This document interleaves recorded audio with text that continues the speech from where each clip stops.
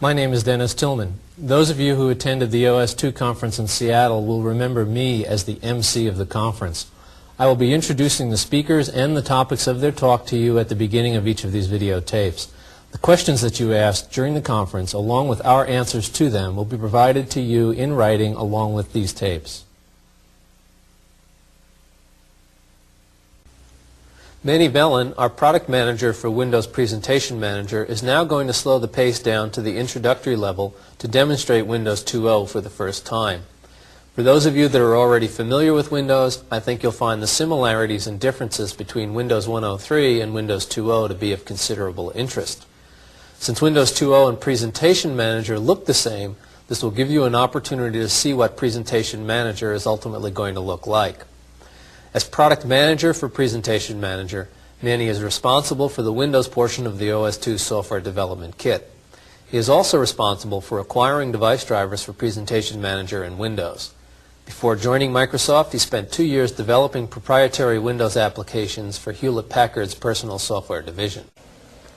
Before I go into the demonstration, let me back up and talk about the objectives that Microsoft had in mind when it developed Microsoft Windows.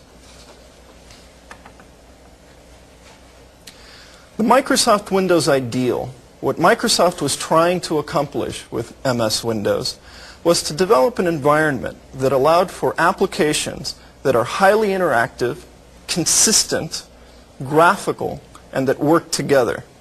Now this is a long, complicated sentence, so let's consider each clause in this sentence independently. First of all, highly interactive. Now, I'm sure you're all aware of the difference between batch and interactive type applications. However, in Windows and in the Presentation Manager, what we mean by interactive goes considerably further than this. We mean that users' actions should receive very fast visual response on the screen.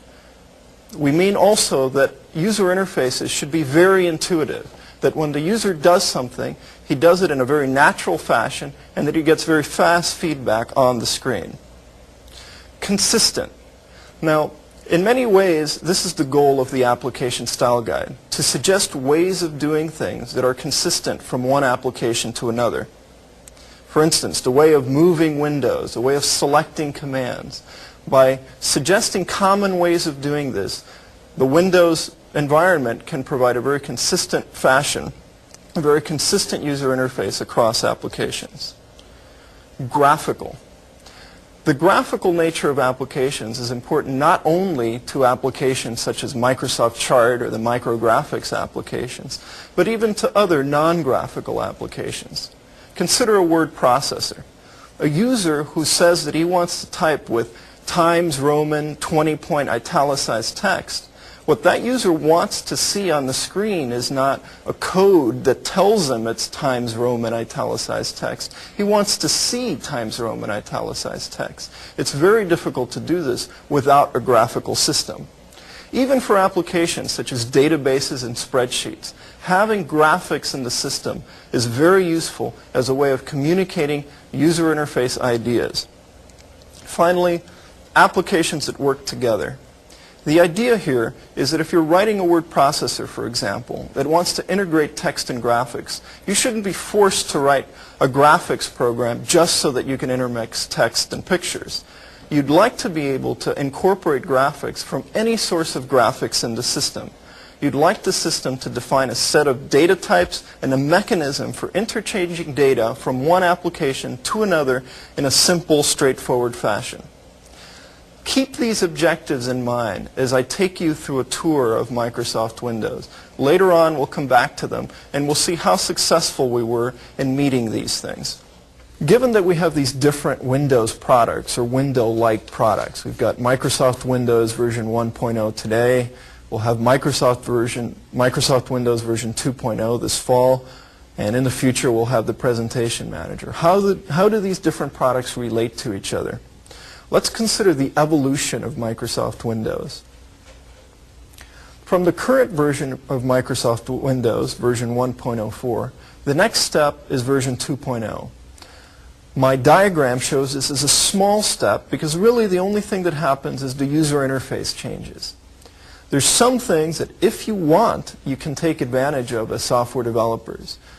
Things related to the keyboard interface, for example. They're capabilities that you might want to exploit. You don't have to exploit. I think in the previous talks, you've in fact seen demonstrations of applications written for 1.0 running under version 2.0 of Microsoft Windows. This is a very small step from your perspective, from the API perspective, but from the user interface perspective, it's a relatively large step. It's a step to the new user interface. Beyond Windows 2.0, there's OS2 with the Presentation Manager. This is a much more significant step. We're moving to protected mode.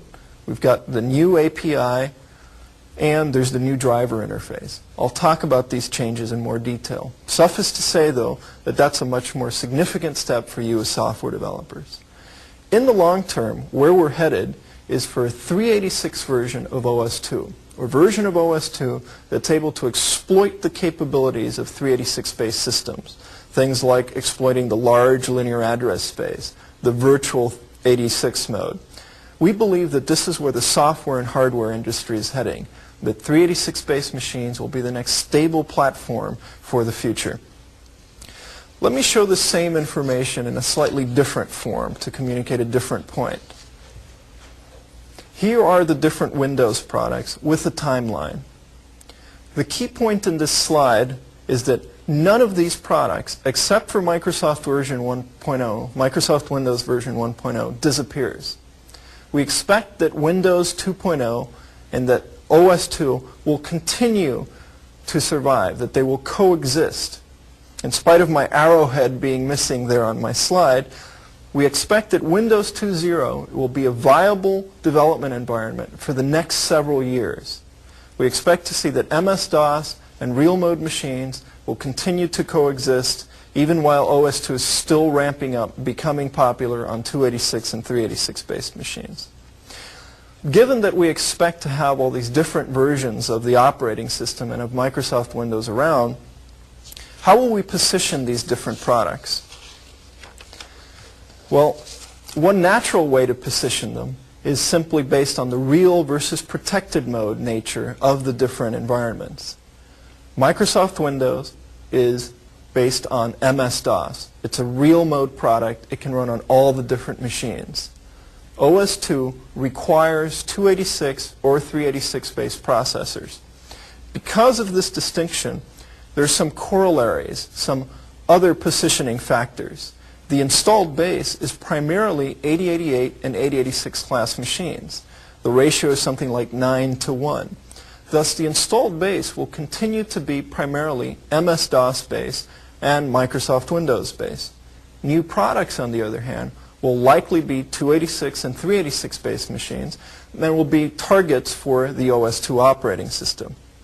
Naturally, this also translates into a low-end versus high-end distinction. The 286 and 386 class machines will likely be more expensive products than the 8086 and 8088 class machines. Thus, MS-DOS will address the low end, the home and educational environments, whereas OS2 will be more for businesses.